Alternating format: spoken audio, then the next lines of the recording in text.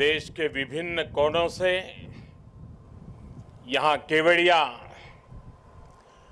इस एकता नगर में आए पुलिस बल के साथी, एनसीसी के नौजवान,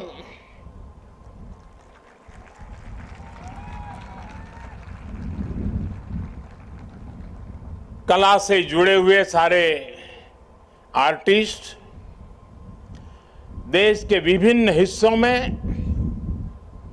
एकता दौड़ रन फॉर यूनिटी में शामिल हो रहे नागरिक भाई बहन, देश के सभी स्कूलों के छात्र छात्राएं,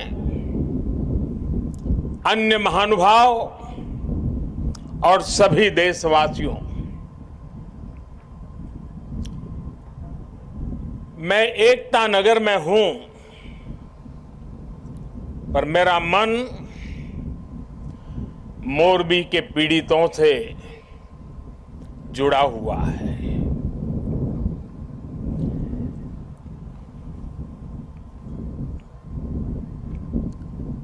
शायद ही जीवन में बहुत कम ऐसी पीड़ा मैंने अनुभव की होगी। एक तरफ दर्द से भरा पीड़ित दिल है और दूसरी तरफ कर्म और कर्तव्य का पथ है। इस कर्तव्य पथ की जिम्मेवारी को लेते हुए मैं आपके बीच में हूं, लेकिन करुणा से भरा मन उन पीड़ित परिवारों के बीच में है। हादसे में जिन लोगों को अपना जीवन गंवाना पड़ा है, मैं उनके परिवारों के प्रति अपनी संवेदना व्यक्त करता हूं। दुख की इस घड़ी में सरकार हर तरह से पीड़ित परिवारों के साथ है। गुजरात सरकार पूरी शक्ति से कल शाम से ही राहत और बचाव कार्यों में जुटी हुई है। केंद्र सरकार की तरफ से भी राज्य सरकार को पूरी मदद दी जा रही है। बचाव कार्य में एनडीआरएफ की टीमों को लगाया गया है। सेना और वायुसेना भी राहत के काम में जुटी हुई है। जिन लोगों का अस्पताल में इलाज चल रहा है, वहां भी पूरी मुस्तैदी बरती जा रही है। लोगों की दिक्कतें कम से कम हो, इसे प्राथमिकता दी जा रही है। हादसे की खबर मिलने के बाद ही गुजरात के मुख्यमंत्री श्रीमान भूपेंद्र भाई रात को ही मोरबी पहुंच गए थे। कल से ही वो राहत और बचाव के कार्यों की कमान संभाले हुए हैं। राज्य सरकार की तरफ से इस हादसे की जांच के लिए एक कमेटी भी बना दी गई है। मैं देश के लोगों को आश्वस्त करता हूं कि राहत और बचाव के कार्यों में कोई कमी नहीं आने दी जाएगी। आज राष्ट्रीय एकता दिवस का यह अवसर भी हमें एकजुट होकर इस मुश्किल घड़ी का सामना करने, कर्तव्य पथ पर बने रहने की प्रेरणा दे रहा है। कठिन से कठिन परिस्थितियों में सरदार पटेल का धैर्य, उनकी तत्परता से सीख लेते हुए हम काम करते रहे, आगे भी करते रहे। साथियों, वर्ष 2022 में राष्ट्रीय एकता दिवस का बहुत विशेष अवसर के रूप में मैं इसे देख रहा हूं।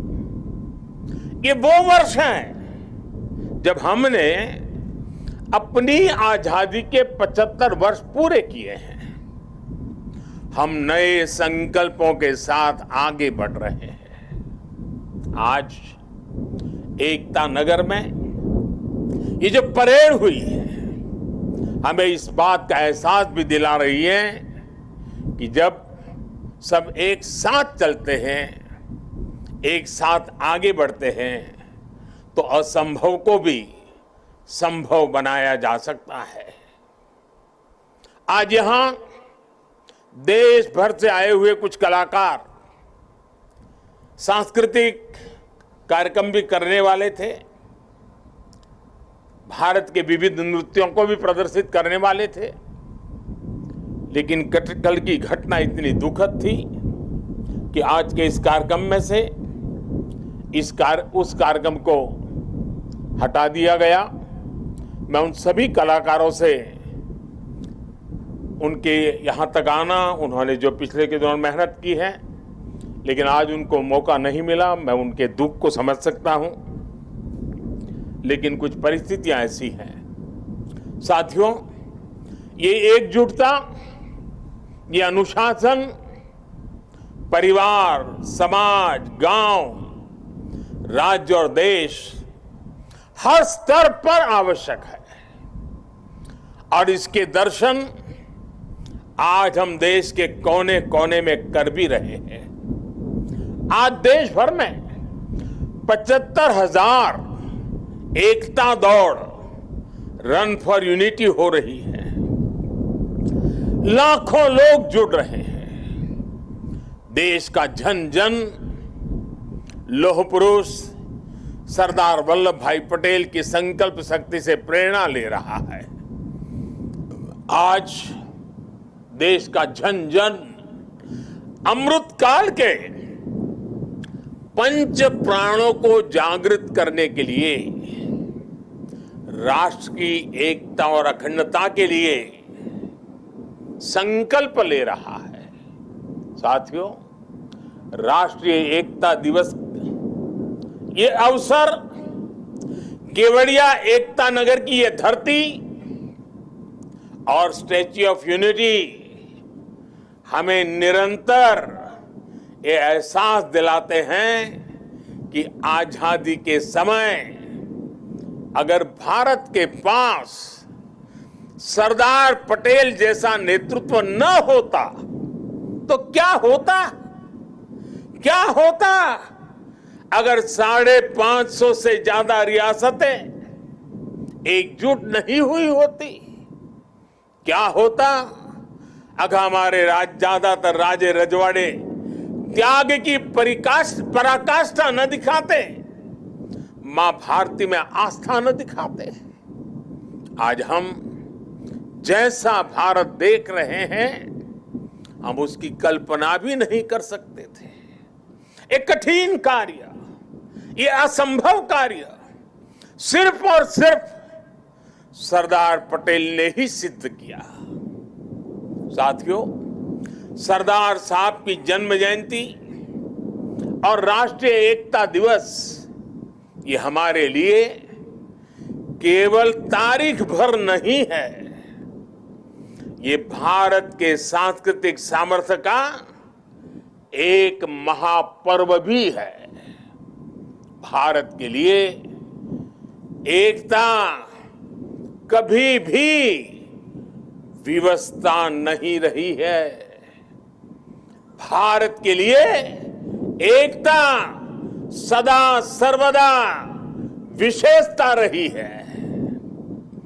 एकता हमारी विशिष्टता रही है।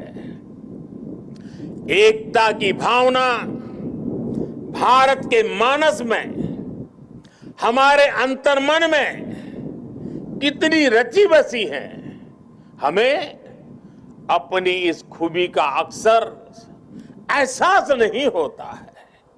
कभी कभी ओझल हो जाती है, लेकिन आप देखिए, जब भी देश पर कोई प्राकृतिक आपदा आती है तो पूरा देश एक साथ खड़ा हो जाता है। आपदा उत्तर में हो या दक्षिण में, पूरब में हो या पश्चिमी हिस्से में, ये मायने नहीं रखती है।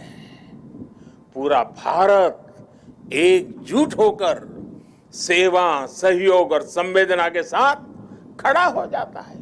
कल ही देख लीजिए ना, मोरबी में हादसा हुआ, उसके बाद हर एक देशवासी हादसे का शिकार हुए लोगों की सुरक्षा के लिए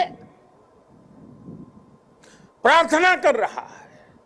स्थानीय लोग हादसे की जगह पर अस्पतालों में हर संभव मदद के लिए खुद आगे आ रहे हैं। यही तो एकजुटता की ताकत है। कोरोना का इतना बड़ा उदाहरण भी हमारे सामने है। ताली थाली की भावनात्मक एकजुटता से लेकर राशन, दवाई और वैक्सीन के सहयोग तक देश एक परिवार की तरह आगे बढ़ा। सीमा पर या सीमा के पार जब भारत की सेना शौर्य दिखाती है तो पूरे देश में एक जैसे जज्बात होते हैं, एक जैसा जज्बा होता है। जब ओलंपिक्स में भारत के युवा तिरंगे की शान बढ़ाते हैं तो पूरे देश में एक जैसा जश्न मनता है। जब देश क्रिकेट का मैच जीतता है तो देश में एक जैसा जुनून होता है। हमारे जश्न के सांस्कृतिक तौर तरीके अलग अलग होते हैं, लेकिन भावना एक जैसी ही होती है। देश की ये एकता, ये एकजुटता, एक दूसरे के लिए अपनापन ये बताता है कि एक राष्ट्र के रूप में भारत की जड़ें कितनी गहरी है। और साथियों, भारत की यही एकता हमारे दुश्मनों को खटकती है। आज से नहीं बल्कि सैकड़ों वर्षों पहले गुलामी के लंबे कालखंड में भी भारत की एकता हमारे दुश्मनों को चूपती रही है। इसलिए गुलामी के सैकड़ों वर्षों में हमारे देश में जितने भी विदेशी आक्रांत आए, उन्होंने भारत में विभेद पैदा करने के लिए हर मुमकिन कोशिश की। उन्होंने भारत को बांटने के लिए, भारत को तोड़ने के लिए सब कुछ किया।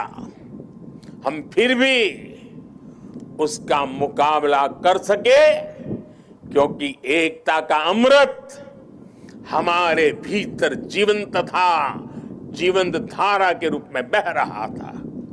लेकिन वो कालखंड लंबा था। जो जहर उस दौर में घोला गया, उसका नुकसान देश आज भी भुगत रहा है। इसलिए ही हमने बंटवारा भी देखा और भारत के दुश्मनों को उसका फायदा उठाते भी देखा। इसलिए हमें आज बहुत सावधान भी रहना है। अतीत की तरह ही भारत के उत्कर्ष और उत्थान से परेशान होने वाली ताकतें आज भी मौजूद है। वो आज भी हमें तोड़ने की, हमें बांटने की हर कोशिश करती है। हमें जातियों के नाम पर लड़ाने के लिए तरह तरह के नैरेटिव गढ़े जाते हैं। प्रांतों के नाम पर हमें बांटने की कोशिश होती है। कभी एक भारतीय भाषा को दूसरी भारतीय भाषा का दुश्मन बनाने के लिए कैंपेन चलाए जाते हैं। इतिहास को भी इस तरह पेश किया जाता है ताकि देश के लोग जुड़े नहीं बल्कि एक दूसरे से दूर हो। और भाइयों बहनों, इसे एक और बात हमारे लिए ध्यान रखनी आवश्यक है। ये जरूरी नहीं है कि देश को कमजोर करने वाली ताकत हमेशा हमारे खुले दुश्मन के रूप में ही आए। कई बार ये ताकत गुलामी की मानसिकता के रूप में हमारे भीतर घर कर जाती है। कई बार ये ताकत हमारे व्यक्तिगत स्वार्थों के जरिए सेंधमारी करती है। कई बार ये तुष्टीकरण के रूप में, कभी परिवारवाद के रूप में, कभी लालच और भ्रष्टाचार के रूप में दरवाजे तक दस्तक दे देती हैं। जो देश को बांटती और कमजोर करती है। लेकिन हमें उन्हें जवाब देना होगा। हमें जवाब देना होगा भारत मां के संतान के रूप में। हमें जवाब देना होगा एक हिंदुस्तानी के रूप में। हमें एकजुट रहना होगा, एक साथ रहना होगा। विभेद के जहर का जवाब हमें एकता के इसी अमृत से देना है। यही नए भारत की ताकत है। साथियों, आज राष्ट्रीय एकता दिवस पर मैं सरदार साहब द्वारा हमें सौंपे दायित्व को फिर दोहराना चाहता हूं। उन्होंने हमें ये जिम्मेदारी भी दी थी कि हम देश की एकता को मजबूत करें। एक राष्ट्र के तौर पर देश को मजबूत करें। ये एकता तब मजबूत होगी जब हर नागरिक एक जैसे कर्तव्य बोध से ये जिम्मेदारी संभालेगा। आज देश इसी कर्तव्य बोध से सबका साथ, सबका विकास, सबका विश्वास और सबका प्रयास इस मंत्र को लेकर विकास के मार्ग पर आगे बढ़ रहा है। आज देश में हर कोने में, हर गांव में, हर वर्ग के लिए और हर व्यक्ति के लिए बिना भेदभाव के एक जैसी नीतियां पहुंच रही है।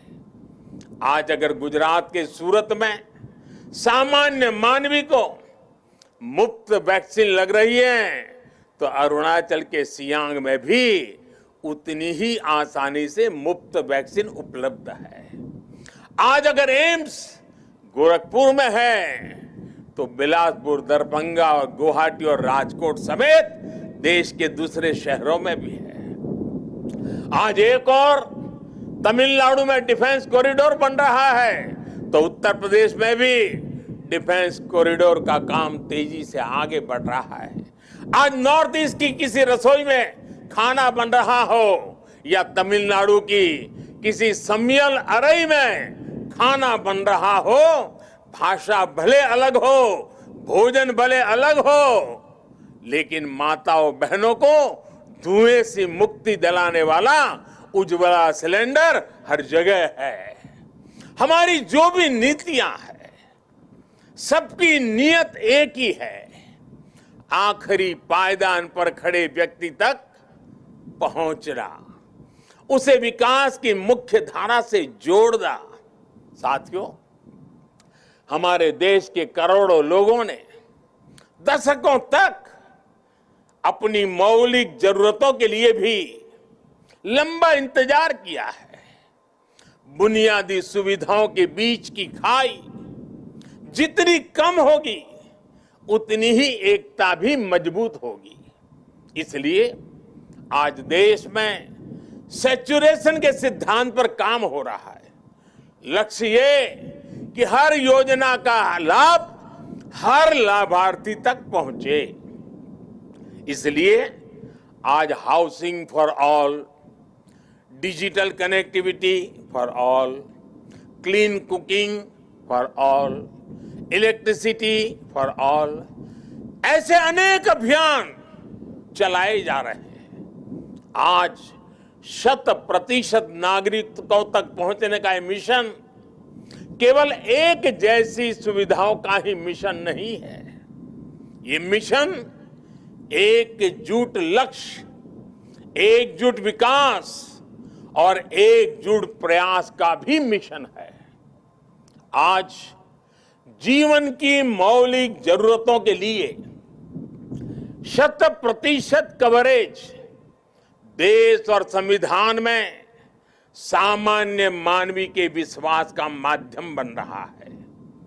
ये सामान्य मानवी के आत्मविश्वास का माध्यम बन रहा है।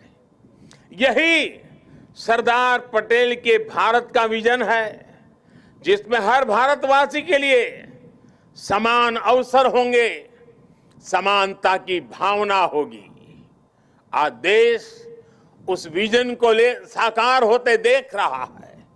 साथियों, बीते 8 वर्षों में देश ने हर उस समाज को प्राथमिकता दी है जिसे दशकों तक उपेक्षा का शिकार होना पड़ा था।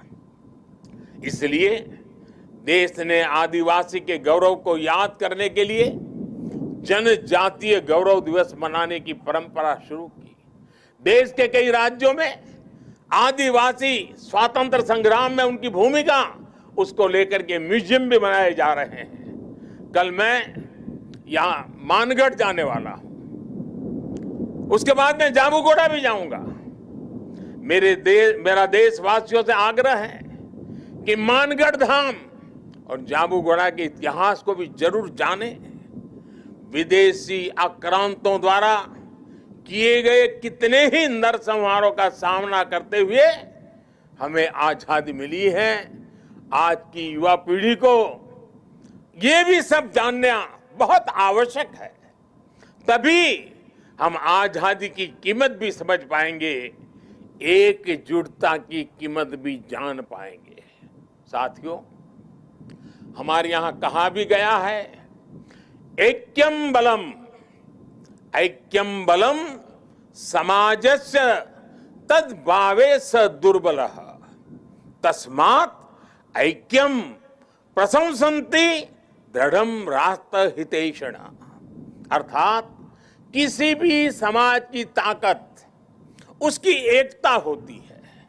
इसलिए मजबूत राष्ट्र के हितैषी एकता की इस भावना की प्रशंसा करते हैं, उसके लिए प्रयास करते हैं। इसलिए देश की एकता और एकजुटता हम सबका सामूहिक दायित्व है। ये एकता नगर भारत का एक ऐसा मॉडल शहर विकसित हो रहा है जो देश ही नहीं बल्कि पूरी दुनिया में अभूतपूर्व होगा। लोगों की एकता से, जन भागीदारी की शक्ति से विकसित होता एकता नगर आज भव्य भी हो रहा है और दिव्य भी हो रहा है।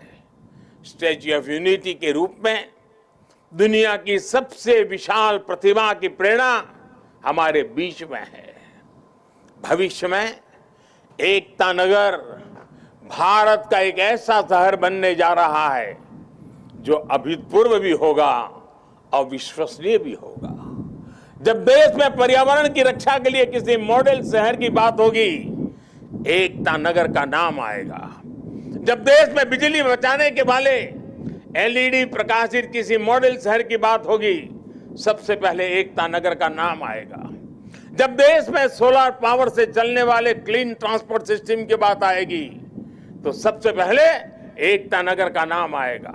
जब देश में पशु पक्षियों के संरक्षण की बात होगी, विभिन्न प्रजातियों के जीव जंतुओं के संरक्षण की बात होगी, तो सबसे पहले एकता नगर का नाम आएगा।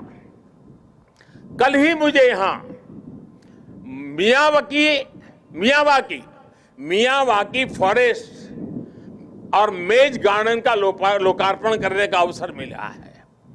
यहां का एकता मॉल, एकता नर्सरी, विविधता में एकता को प्रदर्शित करने वाला विश्व वन, एकता फेरी, एकता रेलवे स्टेशन, ये सारे उपक्रम राष्ट्रीय एकता को मजबूत करने की प्रेरणा है। अब तो एकता नगर में एक और नया सितारा भी जुड़ने जा रहा है। आज मैं इस बारे में भी आपको बताना चाहता हूं। और अभी जब हम सरदार साहब को सुन रहे थे, उन्होंने जिस भावना को व्यक्त किया, उस भावना को उसमें प्रतिबिंब में हम कर रहे हैं। आजादी के बाद देश की एकता में सरदार साहब ने जो भूमिका निभाई थी, उसमें बहुत बड़ा सहयोग देश के राजा रजवाड़ों ने भी किया था। जिन राज परिवारों ने सदियों तक सत्ता संभाली, देश की एकता के लिए एक नई व्यवस्था में उन्होंने अपने अधिकारों को कर्तव्य भाव से समर्पित कर दिया। उनके इस योगदान की आजादी के बाद दशकों तक उपेक्षा हुई है। अब एकता नगर में उन राज परिवारों के, उन राज व्यवस्थाओं के त्याग को समर्पित एक म्यूजियम बनाया जाएगा। ये देश की एकता के लिए त्याग की परंपरा को नई पीढ़ियों तक पहुंचाएगा। और मैं गुजरात सरकार का भी आभारी हूं कि उन्होंने इस दिशा में काफी ग्राउंड वर्क पूरा किया है। मुझे विश्वास है सरदार साहब की प्रेरणा राष्ट्रीय एकता को मजबूत करने के लिए निरंतर हम सबका मार्गदर्शन करेगी।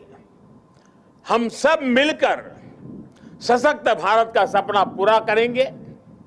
इसी विश्वास के साथ मैं आप सबसे आग्रह करूंगा, मैं जब कहूंगा सरदार पटेल, आप 2 बार बोलेंगे अमर रहे, अमर रहे।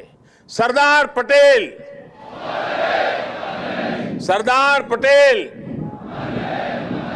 सरदार पटेल।